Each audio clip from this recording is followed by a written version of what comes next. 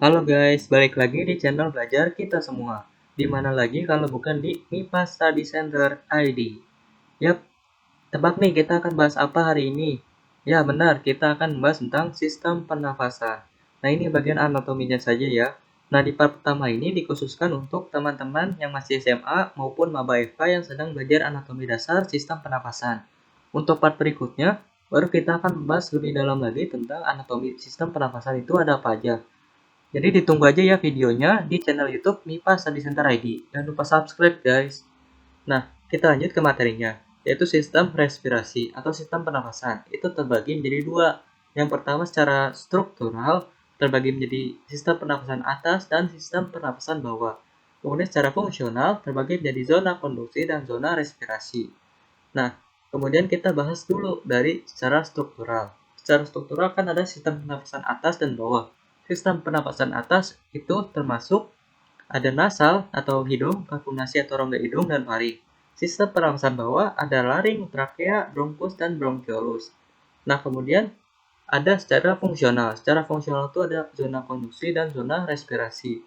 Kalau zona konduksi itu meliputi apa aja? Meliputi nasal atau hidung, kalkulasi atau rongga hidung, faring, laring, trakea, bronkus, bronkiolus, dan bronkus seminal. Kalau zona respirasi itu ada bronkiolus respiratory, ductus alveolus, sulcus alveolus, dan alveolus itu sendiri. Nah, itu perbedaannya dari segi fungsi. Kalau zona konduksi itu untuk menghantarkan O2 dari lingkungan eksternal menuju ke alveolus. Kemudian kalau zona respirasi itu untuk pertukaran O2 dengan CO2 di alveolus itu sendiri. Nah, itu perbedaannya dari segi fungsi. Nah, ini ada gambarnya biar lebih paham. Nah, jadi O2 akan masuk ke nasal, nasal maju ke rongga hidung atau kavitas nasal atau kafum nasal. Ini ada dua, meatus dan kongka. Nanti kita bahas di selanjutnya. Kemudian masuk ke faring dibagi menjadi tiga bagian. Kita bahas di slide selanjutnya. Kemudian dari faring menuju laring, dari laring menuju trakea. Trakea akan bercabang jadi dua, yaitu bronkus. Bronkus bercabang-cabang lagi jadi bronkiolus dan akan masuk ke paru-paru. Nah, itu sistem pernafasan anatominya yang dasarnya. Nah, kalau yang detailnya gimana? Kalau yang detailnya, kita akan mulai dari nasal dan faring. Nah, nasal dan faring, ini ada gambarnya. Gambarnya itu seperti ini. Nah, ini tersusun atas bani framework dan cartilago framework. Nah, berarti tersusun atas tulang dan tulang rawan gitu, atau cartilago. Nah, kalau bani framework tuh ada tiga. Ada bone frontal, atau os frontal, terus ada di bawahnya itu ada os nasal, bisa dilihat pada gambar, kemudian ada os maxilla. Kemudian kalau ada cartilago framework, itu berarti ada tiga juga, cartilago nasal lateral, cartilago septal, dan cartilago alae. Itu yang tampak pada gambar warna biru ini. Nah, ini kalian harus paham gitu anatominya. Kemudian ini ada gambar lagi, ini kita pandang dari kavitas nasal atau kafum nasal. Itu ada meatus dan kongka. Meatus itu yang warna merah tuh garis bawahnya. Kemudian ada garis bawah warna biru tuh kongka. Nah, meatus dan kongka ini ada tiga bagian. Ada superior, media, dan inferior. Tampak pada gambar. Nah, superior itu bagian atas, media itu bagian tengah, dan inferior bagian bawah. Nah, kemudian dari meatus dan kongka ini atau kavitas nasal atau kafum nasal ada masuk ke faring. Faring dibagi jadi tiga bagian, yaitu orofaring, laryngofaring, dan nasofaring. Nasofaring itu berarti naso itu nasal, berarti faring yang berkenaan dengan nasal atau di belakang rongga hidung. Kemudian kalau orofaring berasal dari kata oro itu oral, berarti faring yang berkenaan dengan oral atau rongga mulut, berarti faring yang ada di belakang rongga mulut. Kemudian laryngofaring berarti faring yang berkenaan dengan si laring itu sendiri gitu. Nah, itu dari segi pembagian faring yang garis bawah warna hijau tuh. Nah, kemudian di nasofaring itu ada tuba auditori. Nah, tuba auditori itu penting tuh secara klinis. Jadi misalkan hidung kita mampet, itu kadang kan kita suka sakit telinga. Nah, itu gara-gara cairannya itu masuk ke tuba auditori. Jadi satu saluran gitu. Nah, kemudian dari faring menuju laring, kemudian dari laring menuju ke trakea gitu. Nah, itu yang garis bawah warna oranye dan biru muda. Nah, itu pembagian secara anatomi dari nasal menuju ke trakea. Nah, itu juga ada gambar bawahnya tuh tadi. Nah, kemudian kita lanjut dulu ke laring, trakea, bronkus, bronkiolus, dan pulmo. Pulmo itu paru-paru maksudnya. Nah, ini ada beberapa gambar sebenarnya. Nah, yang pertama ini ada gambar paru-paru ya.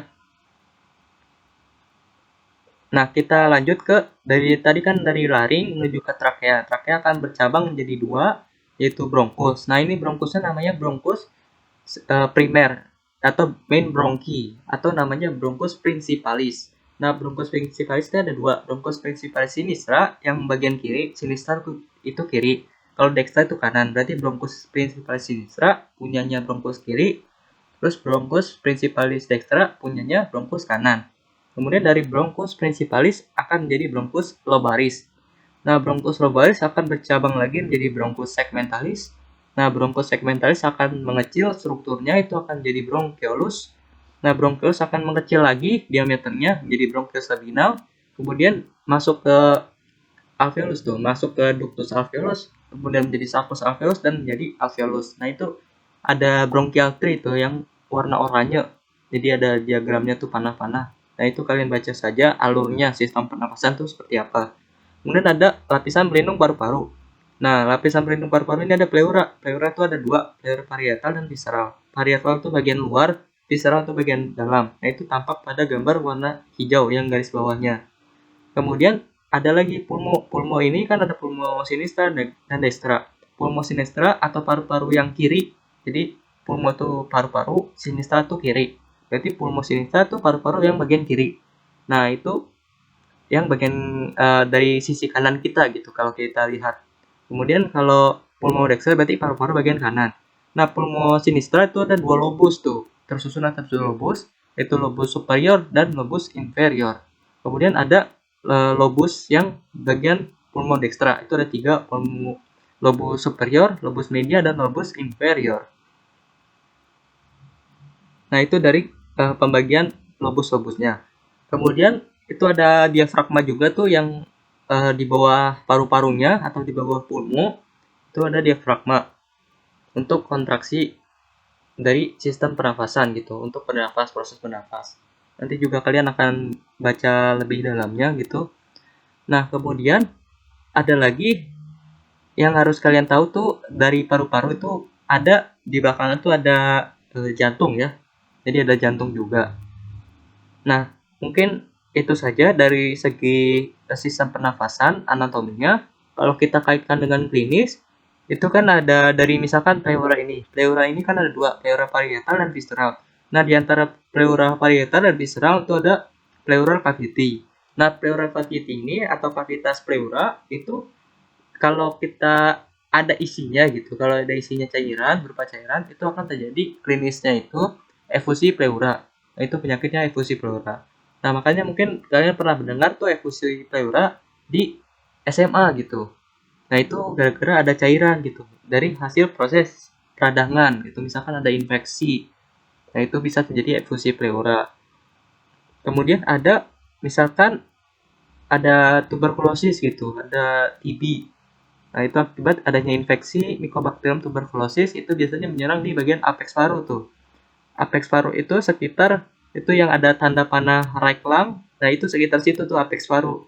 Nah, apex paru itu biasanya menyerang diserang oleh tuberkulosis gitu, Mycobacterium tuberculosis. Bisa di bagian apex paru. Nah, itu secara klinisnya tuh.